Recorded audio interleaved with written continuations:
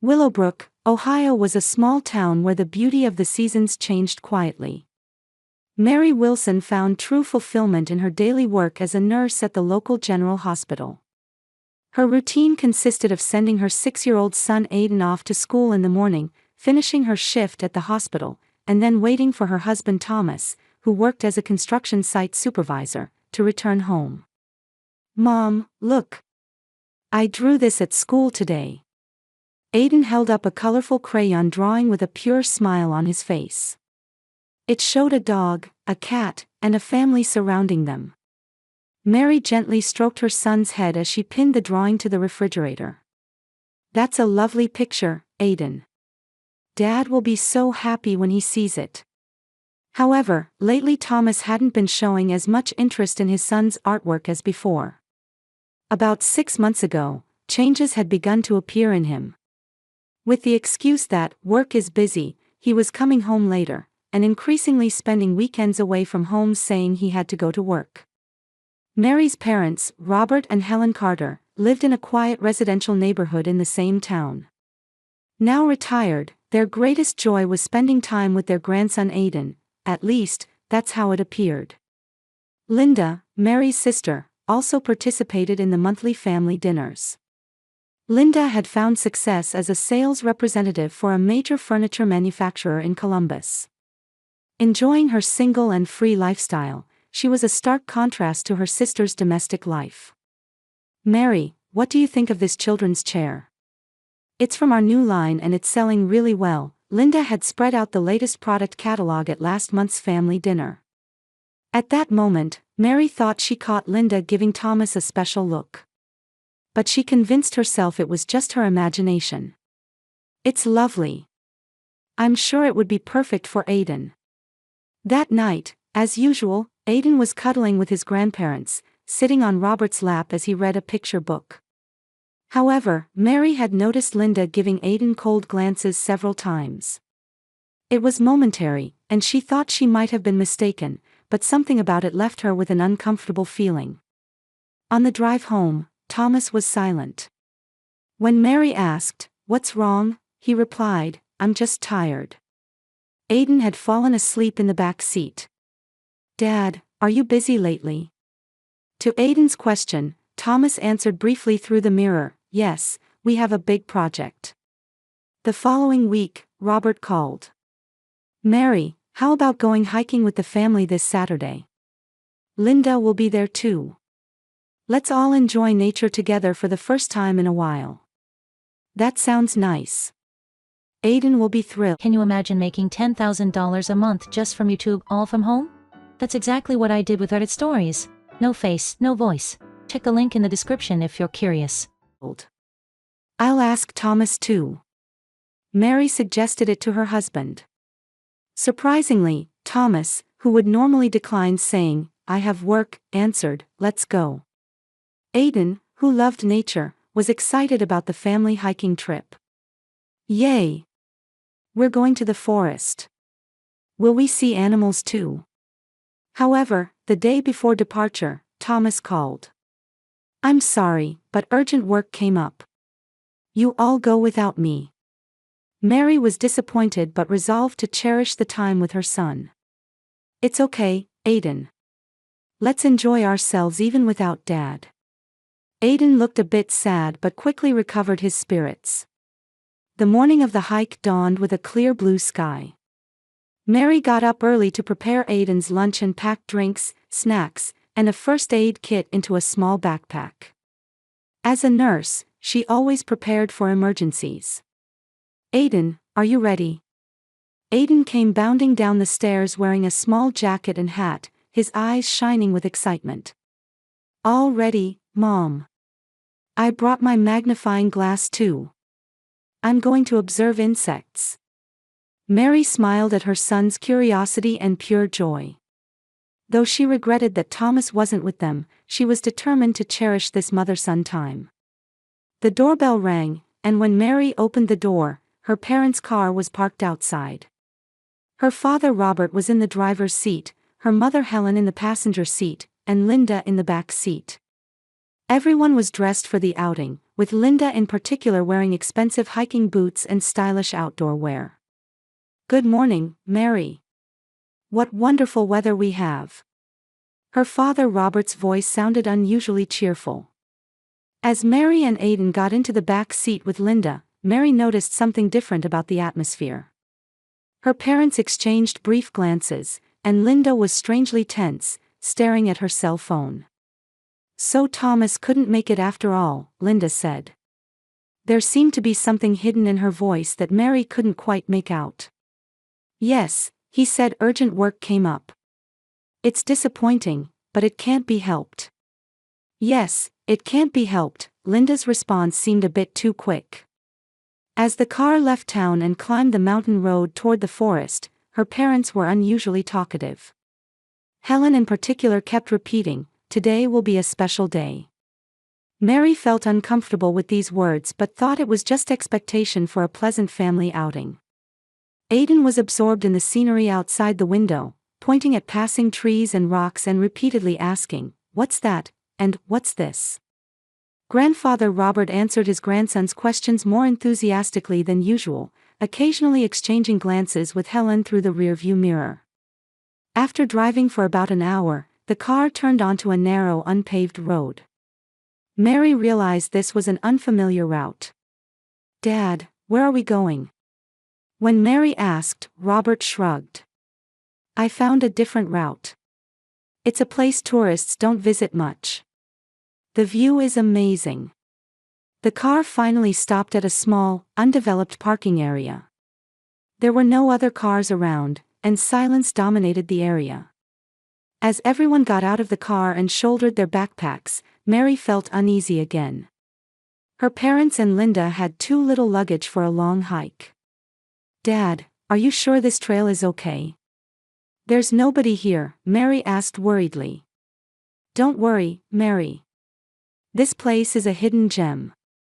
The view from the top is breathtaking," Robert answered with confidence. "That's right, Mary. Trust us. We just wanted to show you a special place," Helen added. Her voice was gentle, but her eyes seemed to be saying something else. Aidan was already under a nearby tree, searching through fallen leaves. "Mom, look. I found a pretty stone." Mary went to her son and shared in his small discovery. Meanwhile, Linda kept checking her phone repeatedly. "Linda, you keep looking at your phone. Are you in contact with someone?" When Mary asked, Linda looked up with obvious surprise. "Huh? No, I was just checking the time." Linda's voice rose slightly. "The time? Is something happening?" "No, nothing. It's just a habit." Linda quickly put her phone away. The hike began, and the group proceeded along a narrow path through the forest. The trail gradually became steeper, and Mary was glad that she and Aidan had come with proper equipment. In contrast, she was becoming concerned about her parents and Linda's attire. "Why are you so lightly dressed for a long hike?" When Mary asked, her mother Helen waved her hand to indicate there was nothing to worry about. "We'll be fine just going there and back. Besides, today is a special day." That phrase again. Mary tilted her head but thought she should catch up with Aidan, who was walking ahead holding hands with his grandfather. The sky occasionally visible through the trees was still blue and clear, but clouds of anxiety were gathering in Mary's heart. She felt uncomfortable with the glances exchanged between her parents and Linda, the unnatural conversation, and most of all, their behavior that was so different from a normal hike. The path suddenly opened up, and they emerged near a steep cliff. A deep valley spread out below, with the glimmer of a small lake visible in the distance. The wind blew strongly, and Mary instinctively gripped Aidan's hand tightly. She had a fear of heights and her legs froze just being near the cliff. "It's beautiful, Mom." Aidan was captivated by the scenery. "Look, Aidan. Can you see the lake in the distance?" Robert placed his hand on Aidan's shoulder, trying to guide him toward the cliff. "Dad, that's dangerous. Keep Aidan away from the cliff." Mary's voice clearly contained fear. It's all right, Mary. I just want to show him the view. Robert's voice feigned calmness, but his eyes were cold and determined. Aiden, come here. Mary called out strongly. Aiden responded to his mother's voice and tried to move away from his grandfather. At that moment, Mary felt Linda approaching her. She noticed that Linda's expression had changed completely. Mother Helen also stood unnaturally behind Robert and Linda, and the three of them seemed to be surrounding Mary and Aiden. A sudden silence fell, with only the sound of the wind drifting around them. Surrounded by her parents and Linda, a cold fear ran down Mary's spine. The wind tousled her hair, and the view beyond the cliff was beautiful, but that was the least of her concerns now. Just as she tried to pull Aiden to her side, Linda suddenly grabbed Mary's arm. Her sister's fingers dug into her skin, causing pain. Mary, there's something I want to show you. Linda's voice pretended to be calm, but her eyes held a cruelty that Mary had never seen before. What? Linda, let Aiden come to me first. Mary desperately reached out toward her son. No, I want to show Aiden too. Linda's mouth twisted eerily. Just as Mary tried to shake off Linda's hand, Father Robert picked up Aiden. As Aiden's small body left the ground, he exclaimed in surprise, "Grandpa." Mary screamed in terror. Let go of Aiden. What are you trying to do? Mary's scream echoed through the forest, startling birds into flight. As if in response, Mother Helen abruptly moved behind her. Mary, you were always a good child. Helen's voice was strangely gentle. But sometimes, sacrifices are necessary for the family. With those words, Helen pushed Mary forcefully toward the cliff.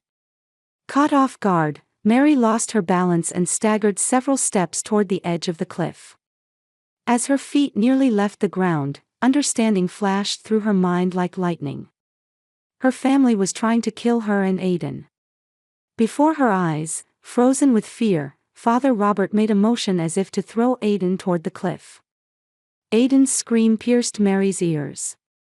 Mom! That voice awakened the maternal instinct dormant within Mary.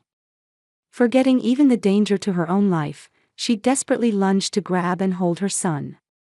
The moment her fingers touched Aiden's jacket, Linda pushed her strongly from behind. Why? Mary's scream vanished into the sky. Mary and Aiden fell from the cliff. During the fall, Mary instinctively held Aiden tight, shielding her son with her body. The two of them tumbled down, hitting trees and rocks along the cliff face.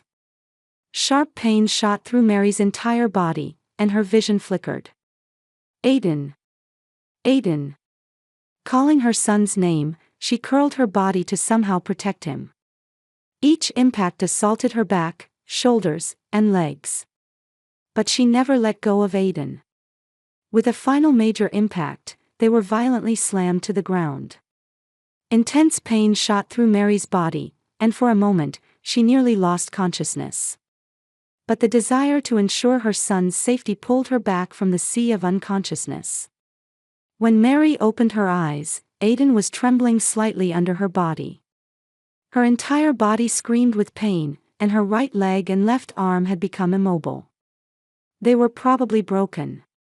But strangely, Aiden, protected by her body, seemed to have escaped serious injury. Aiden, are you okay? Mary's hoarse voice was barely audible. Aiden answered in a small, trembling voice, Mom, are you okay? Aiden, are you hurt? Mary desperately tried to check her son's body. It hurts a little, but I'm okay. Aiden's voice was shaking but steady. Voices could be heard from the cliff above. Mary looked up, taking great care not to move her neck.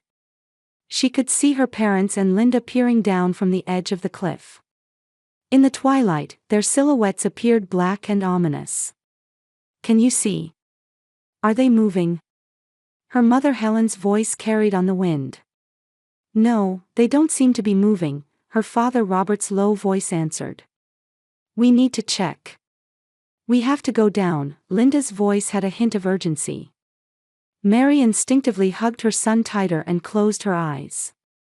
If they came down and found them still alive, the thought was too terrifying. At that moment, the words Aidan whispered in his mother's ear nearly stopped Mary's heart. "Mom, we shouldn't move yet." Mary was amazed at the words of her 6-year-old son. Aidan had understood the situation and realized they needed to play dead. Despite her surprise at her son's wisdom, Mary did as he suggested. She remained still, and Aidan likewise remained perfectly still in his mother's arms. After a moment of silence, Linda's voice was heard again from the cliff above. The wind had grown stronger, and mixed with the sound of swaying trees, their conversation reached them in fragments. "It's too dangerous to go down. They don't seem to be moving anymore." Linda's voice had a strange relief mixed in. "Let's leave them as they are. Nobody will come here." Father Robert's voice was calm, as if they were discussing a mere accident cleanup. "I really never thought it would come to this." Mother Helen's voice sounded slightly shaken. However, it wasn't guilt, but rather anxiety about the change in plans. And then, Linda's next words froze Mary's heart. "Don't regret it. Now Thomas and I are free. We'll get the insurance money, and the obstacles are gone. We never needed that child in the first place." Mary couldn't believe her ears. Her husband Thomas and her sister Linda, and insurance money. In her mind, the events of the past few months began to rapidly connect. Thomas's late returns home, Linda's unnatural glances, and this hiking trip. It had all been planned. Her husband and sister were having an affair and were trying to kill her and Aidan to get the insurance money. And even her parents had participated in the plan. Mary trembled with intense anger, fear, and the sadness of betrayal. But now, suppressing her emotions and protecting Aidan was the priority. She remained motionless, continuing to hold her son. After a while, they could hear footsteps moving away from the cliff above. Mary and Aidan continued to play dead until they were sure the others had gone. As the sun began to set behind the mountains and dark shadows began to fall on the forest, Mary finally spoke to her son in a small voice. "Aidan, you noticed well. If you hadn't said anything." Aidan answered in a trembling voice, "I heard Auntie talking on the phone with Dad, before. She said they were planning something bad." Mary was surprised at her son's intelligence but felt her heart breaking at the terrible truth. Aidan had already noticed something was wrong. And now, he had nearly become a victim of that horrifying plan. To somehow save themselves, Mary tried to take out her cell phone, enduring the pain. However, the phone had been shattered by the impact of the fall. Looking around, they were in a deep valley. There was no sign of people from above, and the path leading down was unclear. Once the sun set, the situation would become even more difficult. "Aidan, listen. We need to get out of here. But I can't move my body. Can you walk?" Mary checked her son's condition. Aidan bravely answered, "Yes, Mom. I'll go get help." "No, I can't let you go alone.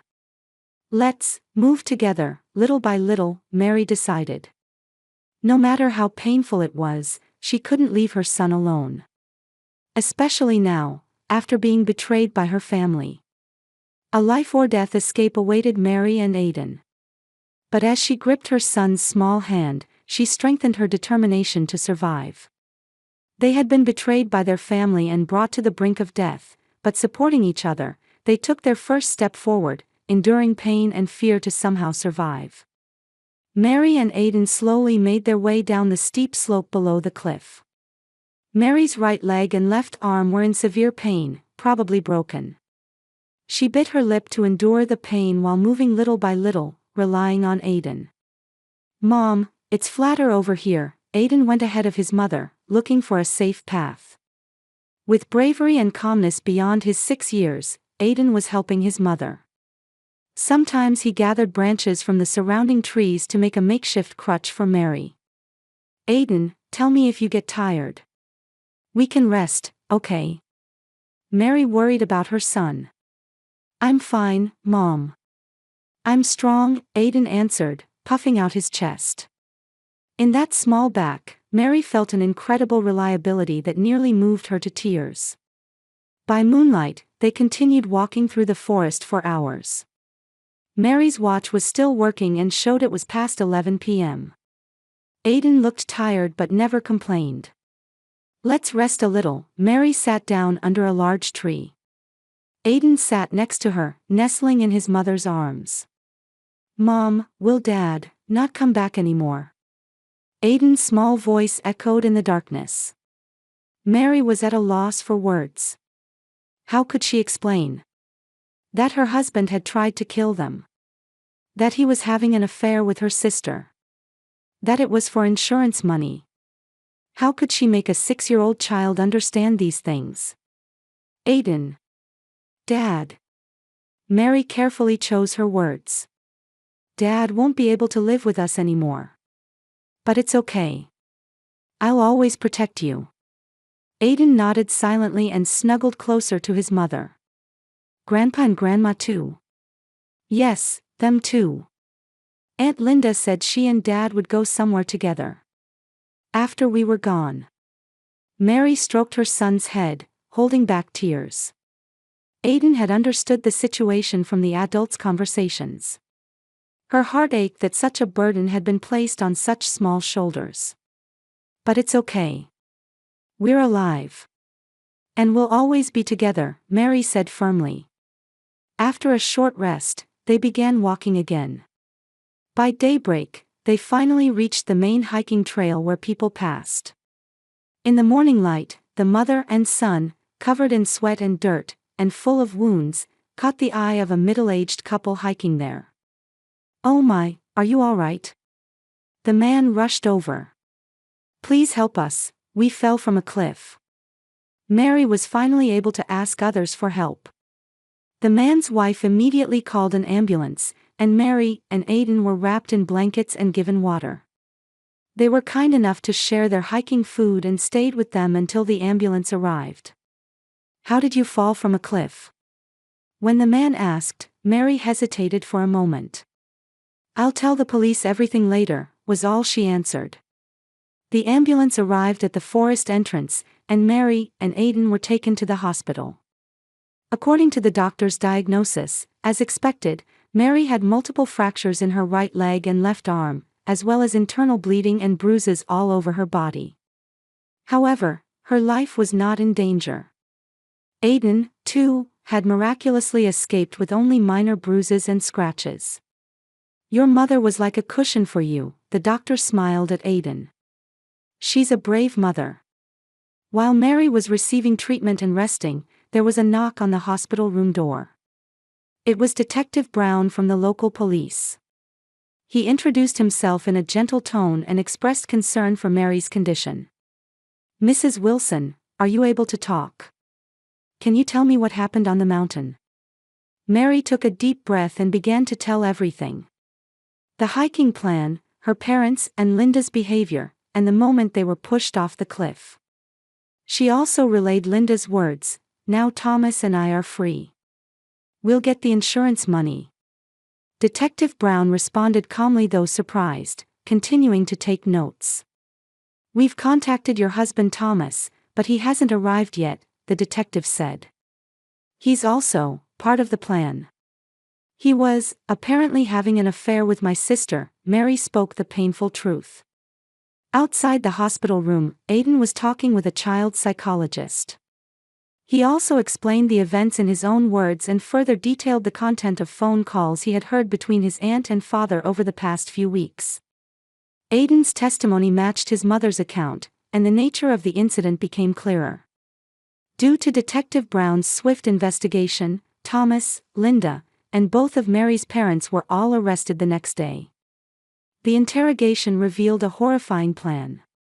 Thomas and Linda had been in a secret relationship for 2 years and had planned to kill Mary to obtain her $3 million life insurance policy. They had planned to eliminate Aiden as well since he could potentially be a witness. Mary's parents had been promised $500,000 by Thomas to participate in the plan. The trial began, and Mary had to face her husband and family. She appeared in court in a wheelchair but stood at the witness stand with strong determination. The people I trusted most, my husband, my parents, my sister, they tried to take my life and my son's. But we survived. Because true strength lies in love. The bond between my son and me was stronger than their malice. Her words resonated throughout the courtroom, and sobs could be heard from the gallery. Aiden, too, bravely took the witness stand despite being a child.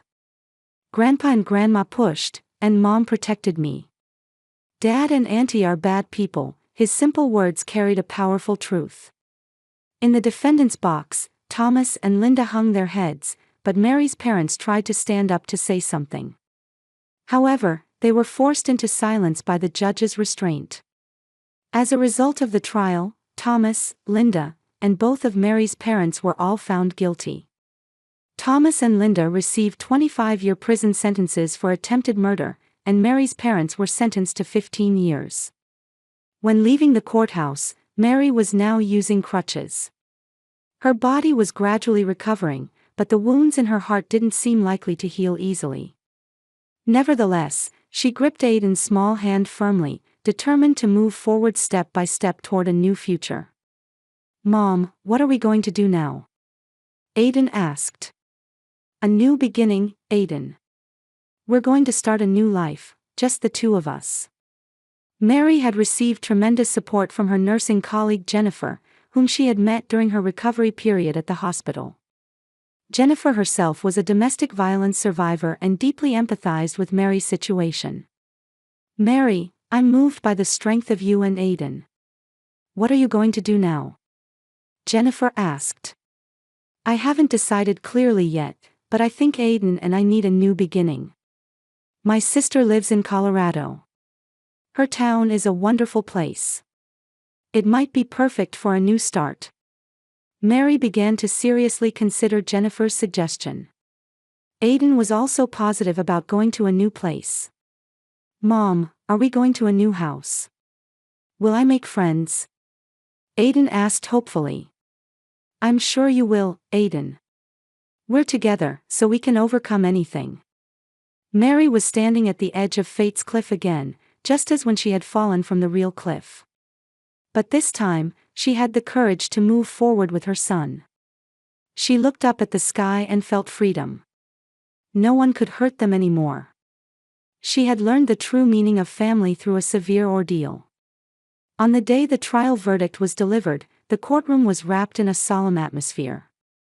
Mary sat quietly, waiting for the judge's words. Next to her, a social worker accompanied Aiden.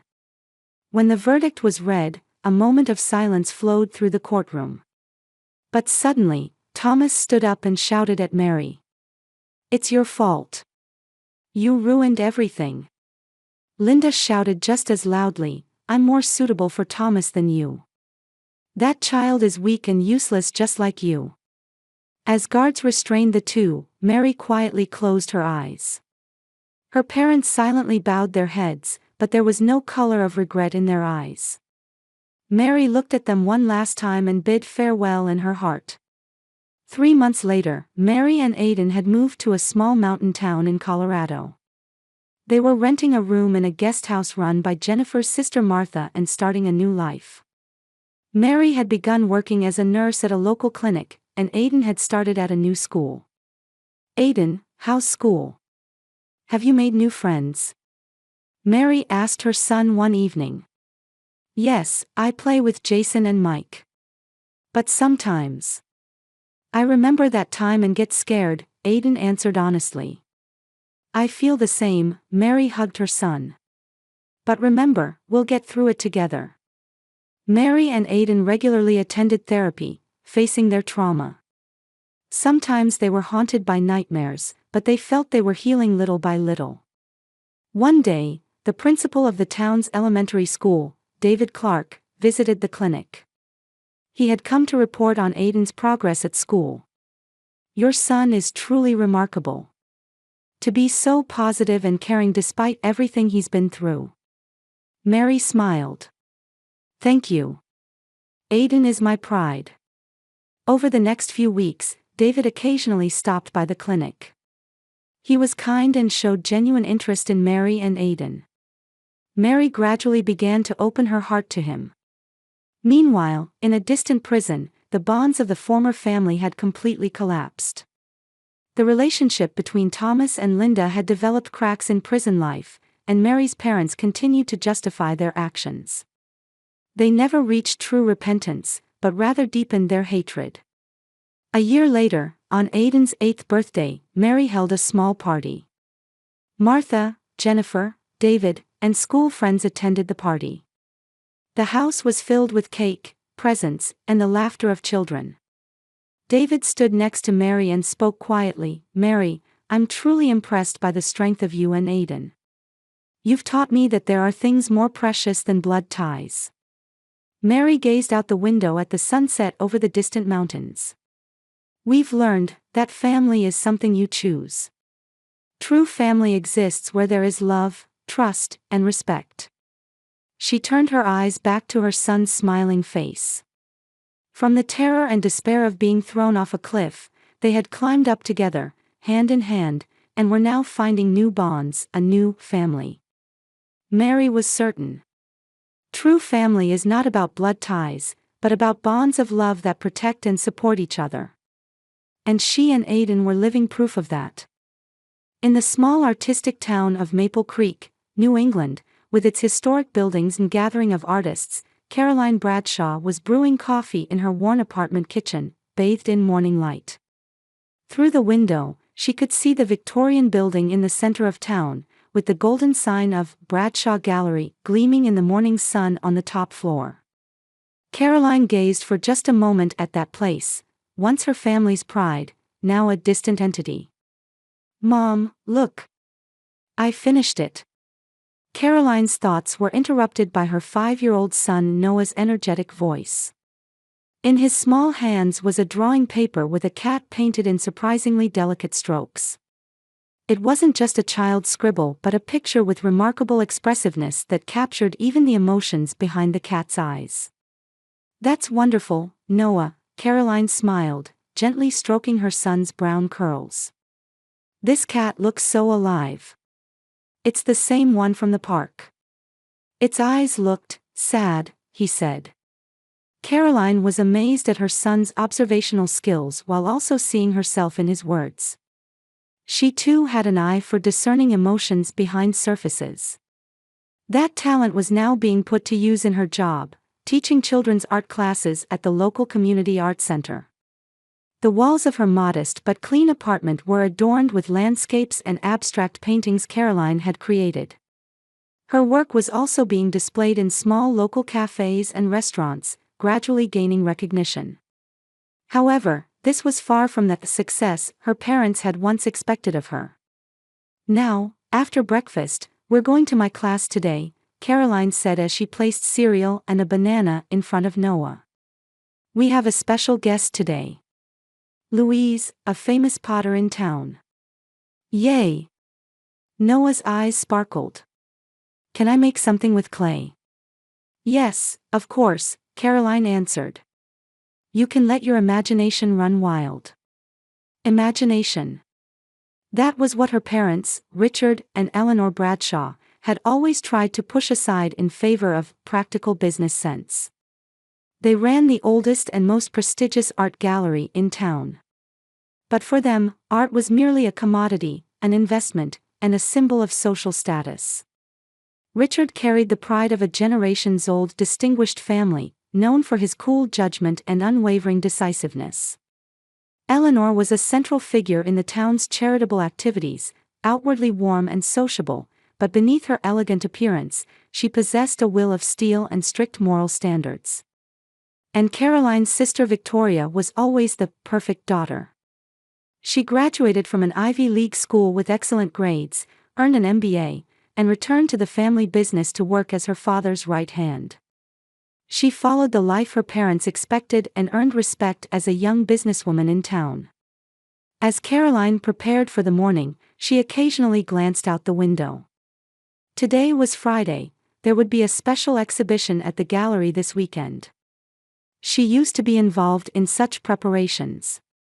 Especially during high school, her artistic talent was recognized by teachers, and she won several local young artist competitions. But her parents categorized her talent as a hobby and expected her to enter the business world in the future.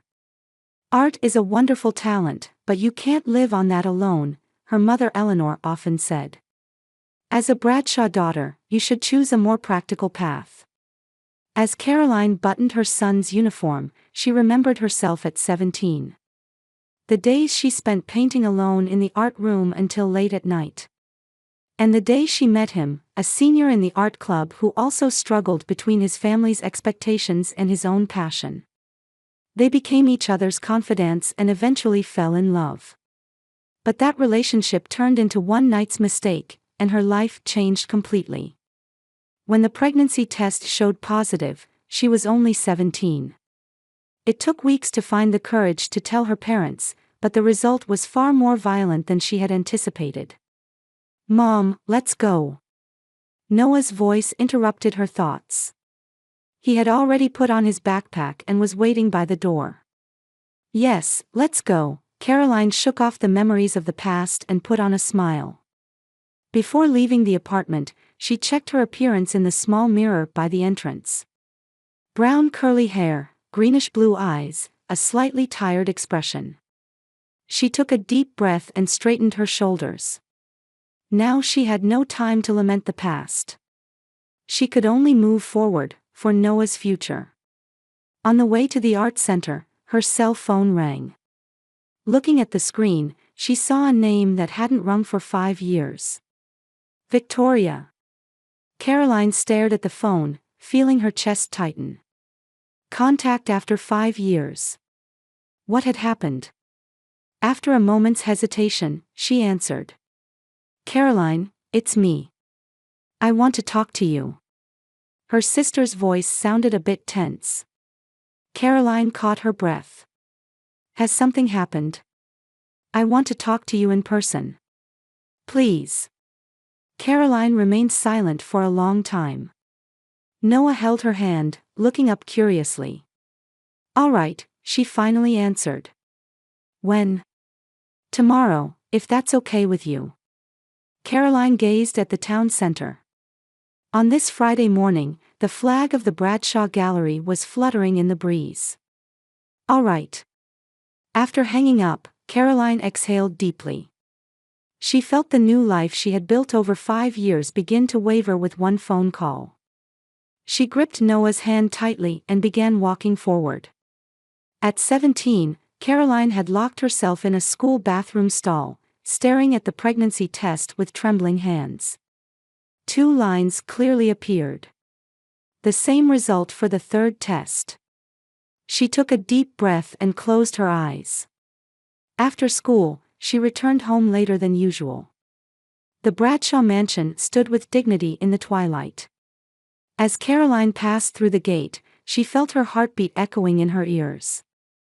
As she entered the entrance hall, her mother Eleanor's voice came from somewhere. "Caroline? You're quite late." In the living room were her parents and sister Victoria. Her father Richard was reading a newspaper, and her mother was reviewing some committee documents. Victoria had her laptop open, working on college assignments.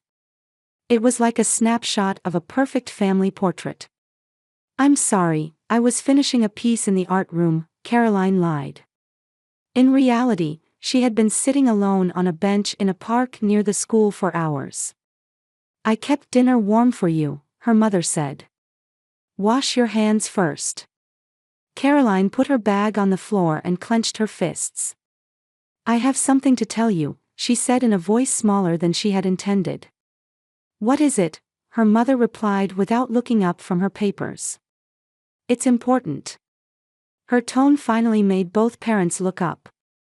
Victoria also looked away from her laptop out of curiosity. "What is it?" her father asked, setting aside his newspaper. "About your grades." Caroline felt her throat go dry. "No. Richard and Eleanor began to notice their daughter's unusual tension, and their expressions tightened. I'm pregnant. At that moment, the air in the room froze. Caroline stared at her parents' faces, witnessing their expressions change from shock to disbelief, then to anger. What did you say? Richard's voice was low and dangerously quiet. I'm pregnant. I think I'm in my 3rd month, Caroline continued with a trembling voice. With David. That poor boy from the art club. Eleanor's face twisted. Caroline tried to object, but her father's explosion of anger drowned it out. You are not my daughter. Richard stood up and shouted. His voice echoed against the walls of the mansion. To bring such shame to us. To soil the Bradshaw name.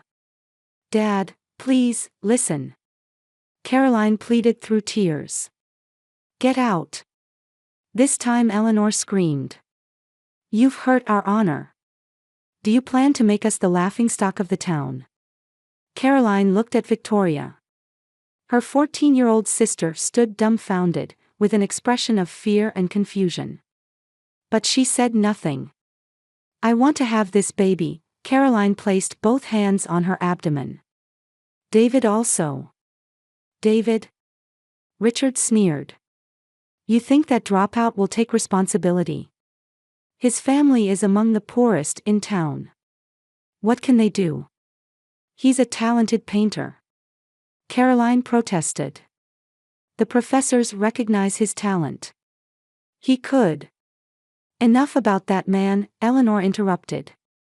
You'll get it taken care of immediately. I'll contact a doctor. No. Caroline cried out. I want to have this baby. Richard's face turned red with anger. Get out now. You can never return to this house. His voice was cold, like a final decision. Dad, please. Now. Richard banged on the table. If you choose that disgrace, then I no longer recognize you as a member of the Bradshaw family. Eleanor stood up and pointed to the stairs. Take only what you absolutely need and leave. You'll bear the consequences of your decision yourself. For the next 30 minutes, Caroline packed as many clothes and valuables as she could fit into a backpack, crying in her room. The door opened, and Victoria timidly entered. Sis. She said in a trembling voice. Vicky, it's okay, Caroline smiled at her sister through tears. You've done nothing wrong. But, where will you go? I don't know, Caroline answered honestly. But I'll be fine, I'll manage somehow. Take this money, Victoria whispered, handing her sister several $100s from her piggy bank. Thank you, Caroline hugged her sister. I love you. Don't forget that. When she descended the stairs, her parents gave her cold looks. Without any farewell words, Caroline walked out the front door of the Bradshaw house. The night's coldness enveloped her, and she began walking down the road, shivering. That night, she contacted David. However, his response was completely different from what she had expected. I can't do this, Caroline, he said over the phone. My father arranged a scholarship for me. I can go to art school in New York next month. I can't throw everything away for a child.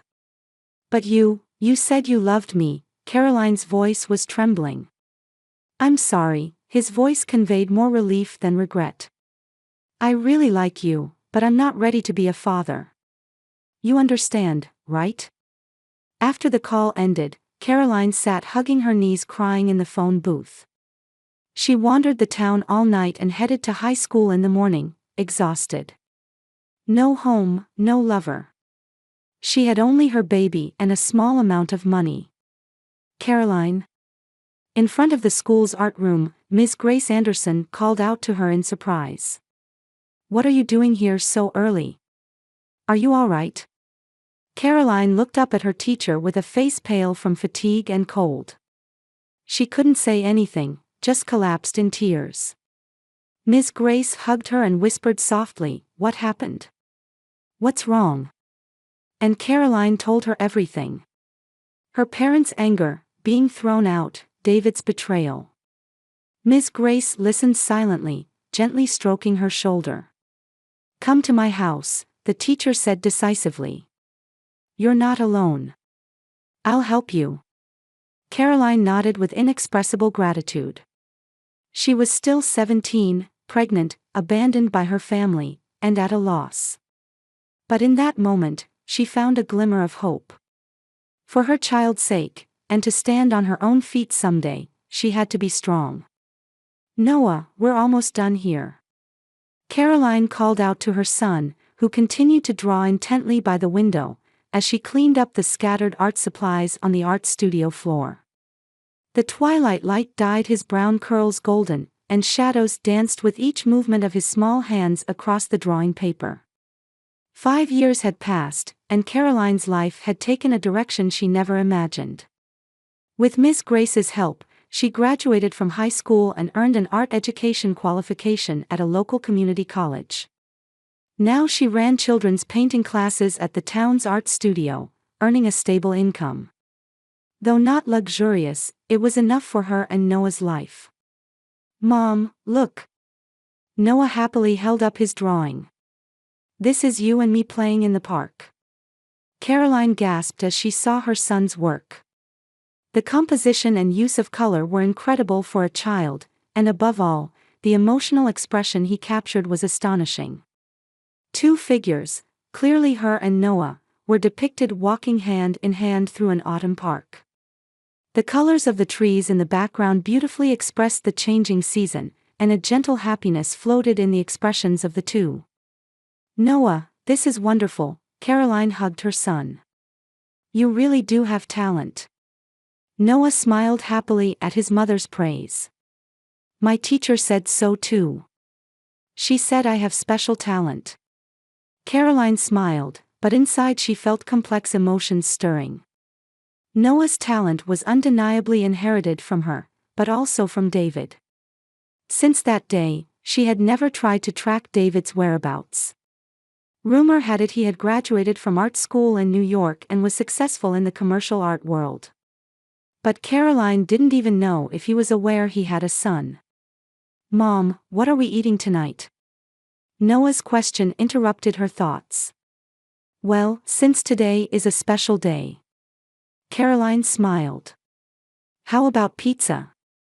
"Yay!" Noah jumped for joy. "With lots of cheese." "Of course." As they locked the studio and began walking through the twilight town, Caroline felt a bit nervous. After the phone call with Victoria, she hadn't slept all night.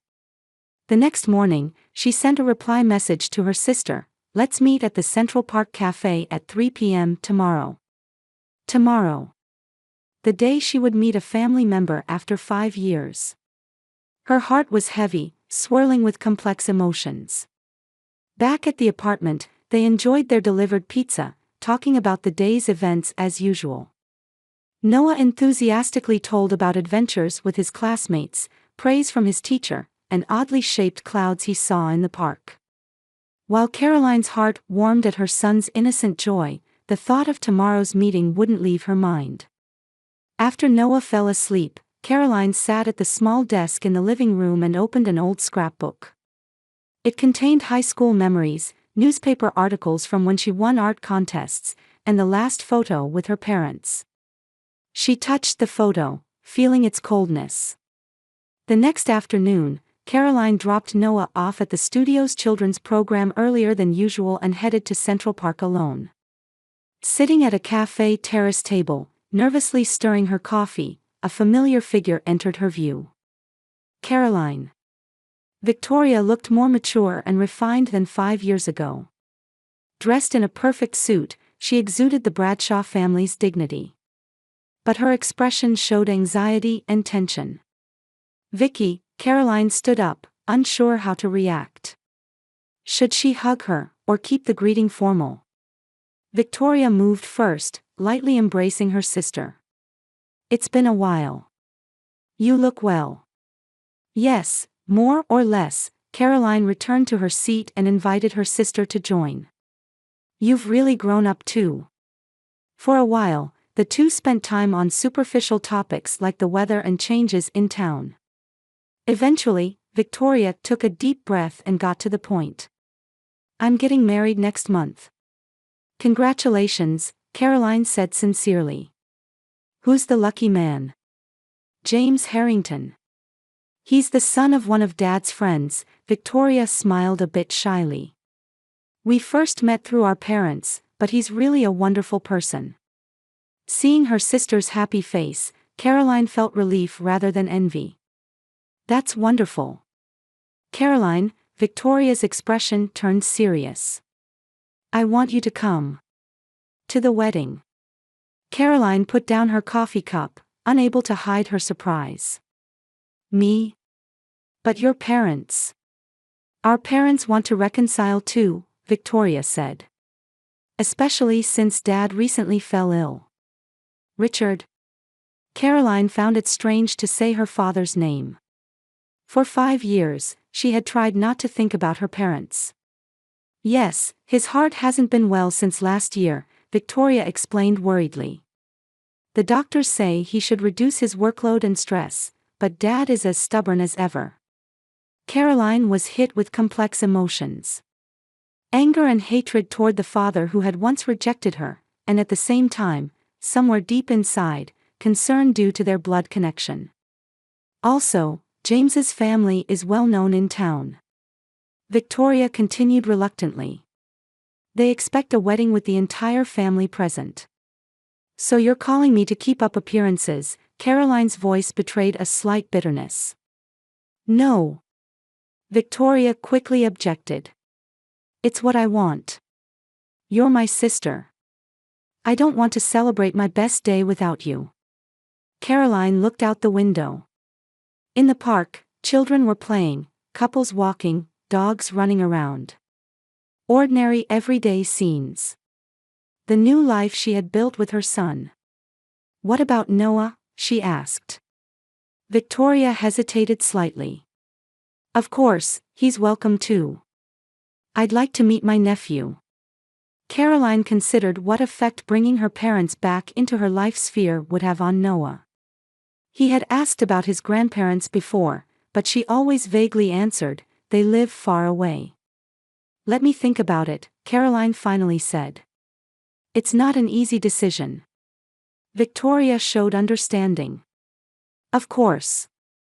But I'd appreciate it if you could let me know as soon as possible." As they parted, Victoria handed Caroline an envelope. "The wedding invitation. And something else, our parents asked me to give you." Caroline took the second envelope, feeling its weight. "What's this?" "I don't know," Victoria answered honestly. "They just asked me to give it to you directly." Back at the apartment, after Noah had fallen asleep, Caroline cautiously opened the second envelope. Inside was a check and a short letter. "Caroline, this is part of the trust fund you should have received. We can discuss the rest if you wish. Richard Bradshaw." She gasped seeing the amount of the check. It was more than she would earn in a year. That night, Caroline lay awake thinking. The next morning, she made her decision. Perhaps it was time to heal the wounds of the past, for Noah's sake and her own. She sent Victoria a message, "I'll come to the wedding. I'll bring Noah." 3 days later, on Saturday afternoon, the doorbell to Caroline's apartment rang. When she opened it, her parents stood there after 5 years. Richard looked older than before, with more gray hair. Eleanor was still elegantly dressed, but the wrinkles around her eyes had increased. "Caroline," Richard's voice didn't possess as much authority as before. "Please come in," Caroline invited them, nervous but calm.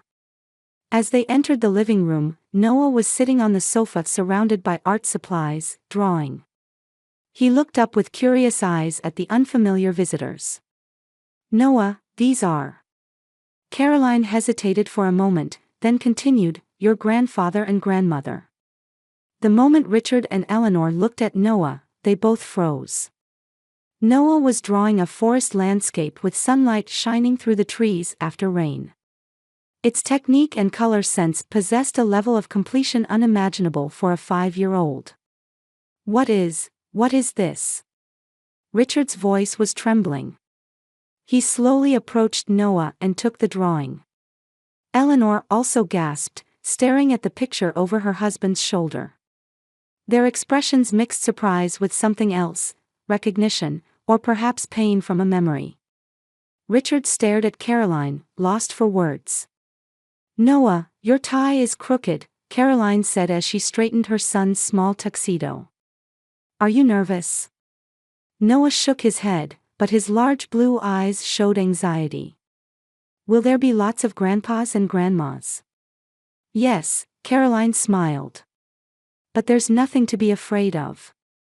I'm sure everyone is looking forward to meeting you." Stepping into the grand ballroom of Harrington Plaza Hotel, Caroline gasped.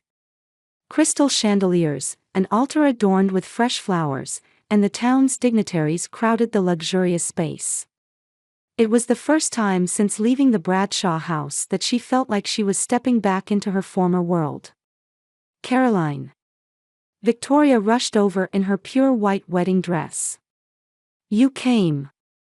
She hugged her sister tightly, then turned to Noah. "So you're Noah. Nice to meet you, I'm Victoria."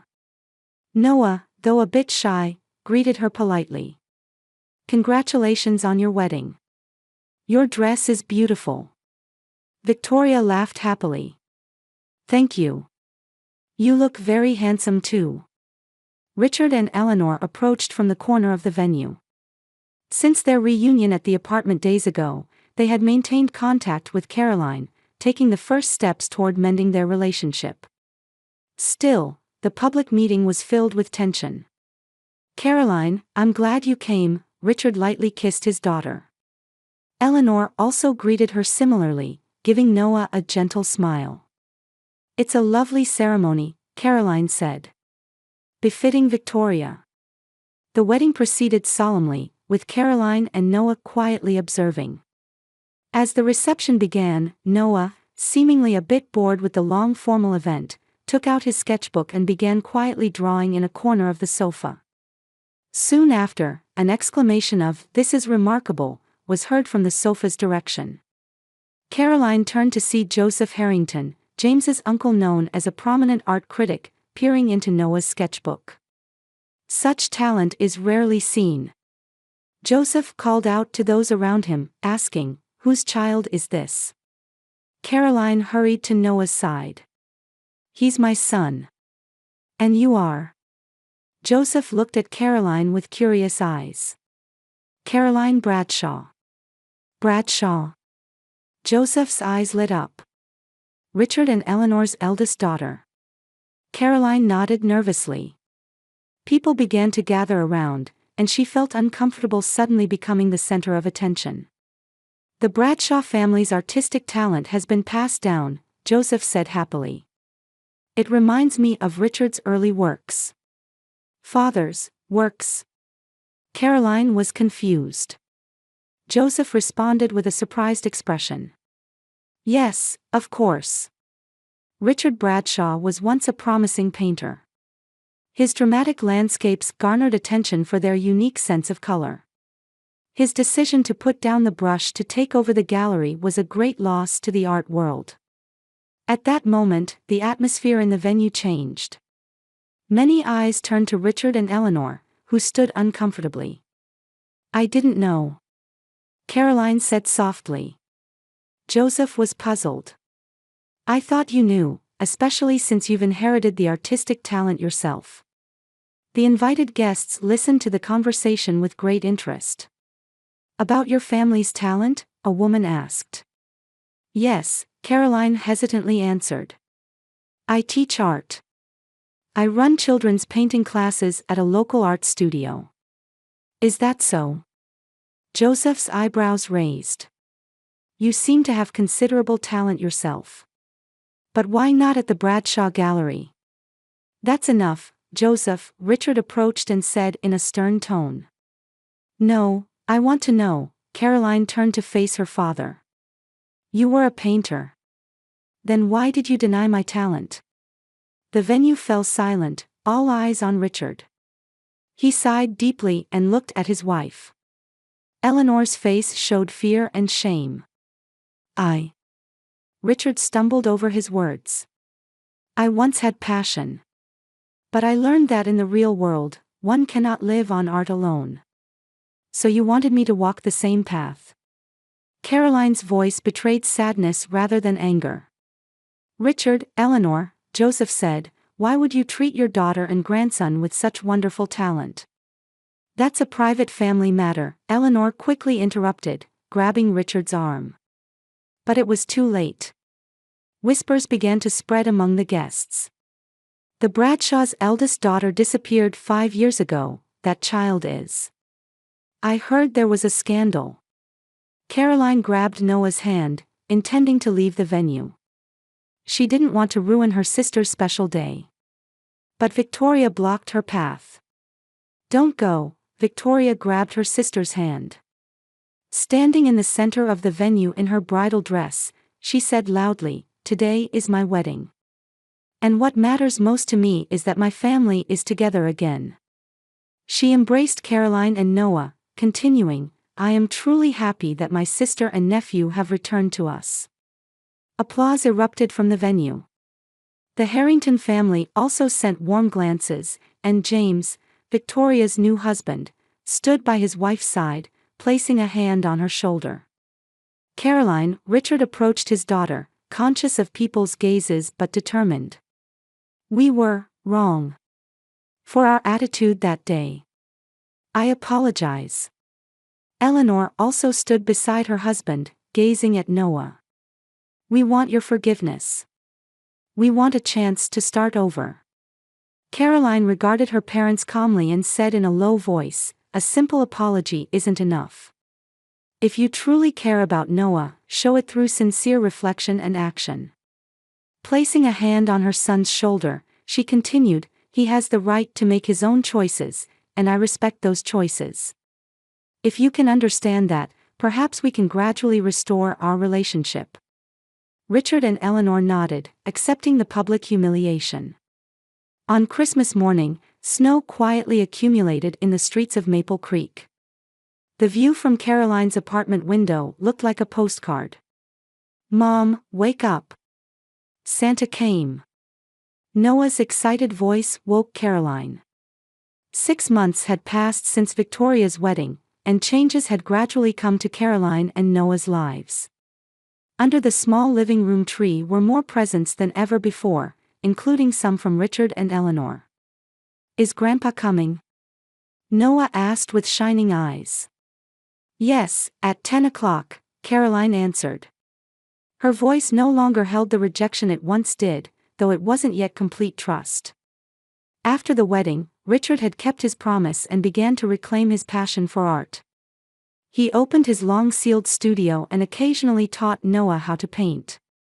Eleanor also continued to build a relationship with her grandson, setting aside time each Saturday to spend in the park together. The Bradshaw Gallery was also changing gradually. Richard named a section of the gallery New Generation and started a program to discover and support young local talent. Works by Caroline's students were displayed there, and she herself occasionally held workshops. The doorbell rang, and when Caroline opened it, there was a sight she could never have imagined before. Richard and Eleanor stood there, holding large presents. Merry Christmas, Richard said. In his eyes was a warm light, not the cold dignity of the past. That afternoon, as they enjoyed Christmas dinner, the doorbell suddenly rang. When Caroline opened it, a man stood there. Caroline. His voice trembled slightly. It's been a while. David. Noah's father. He had suddenly contacted her after seeing Noah's talent featured in the newspaper. You can't come in, Caroline said calmly. For 5 years, not a single contact, no child support, and now what are you here for? I have rights, David raised his voice. That boy is my son. At that moment, Richard appeared at the door. You have no rights, he said in a stern tone. Neither legally nor morally. David flinched momentarily at the dignified presence of the Bradshaw family patriarch, but quickly retorted, "I'll talk to the media." Genius boy's real father denied recognition. "Feel free," Richard said calmly. "However, before that, all of your past actions, including impregnating and abandoning a 17-year-old girl, will all become public." David's face changed color, and he eventually left. Later, it was revealed he had made the same mistake with another young woman and faced legal troubles for child support delinquency in multiple states. On Christmas night, after Noah had fallen asleep, Caroline sat in the living room with Richard and Eleanor. "I haven't completely forgiven you," Caroline said quietly. "But for Noah's sake, I want to move forward little by little." Richard nodded and took his wife's hand. "We feel the same way." Outside the window, snow continued to fall quietly, and with expectations for the new year, seeds of change began to sprout little by little in their hearts.